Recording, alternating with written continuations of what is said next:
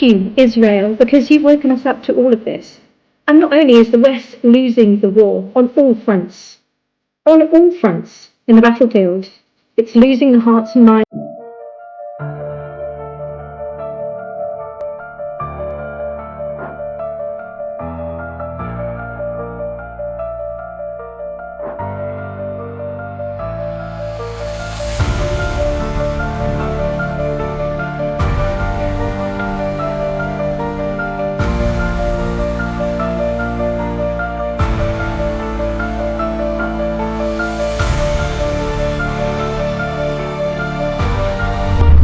Well, thank you to Israel. Thank you to Israel. We're going to have to hold Israel with sincere gratitude and with our deepest thanks for not only awakening the world to what you really are, the brutal mentality of your military, of the Knesset, but also of the Western imperialistic machine, because the Palestinians have been enslaved physically for over 76 years now.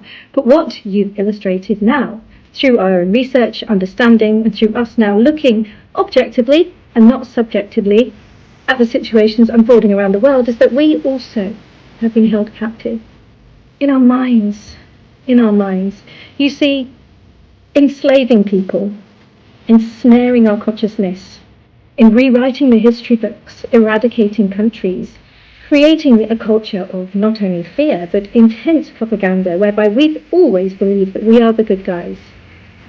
It only takes a moment, really, to have a look back through history and appreciate that very recently, after 9/11, the imperialistic war machine, driven largely by the USA, has killed over 5 million people globally, and that's only in the last 20 years. We hear of Hitler and the horrendous things he did to the Jewish, without once considering King Leopold and the 20 million Congolese that were murdered, enslaved, eaten.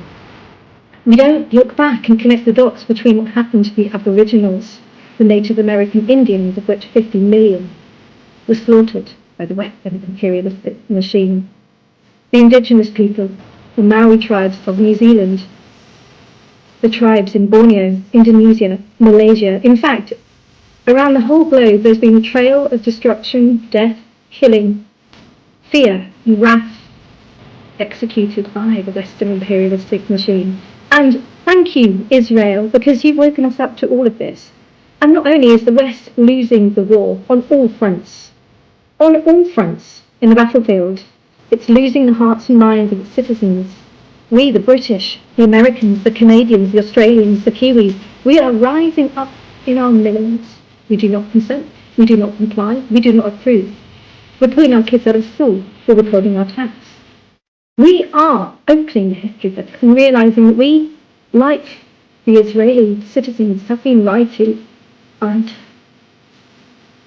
we're learning, actually, that Islam is nothing to fear, that our Muslim community, our brothers and sisters, are the most gentle, the most compassionate and the kindest people in our communities.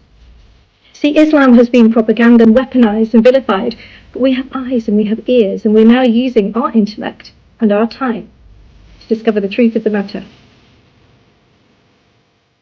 We shall rise again.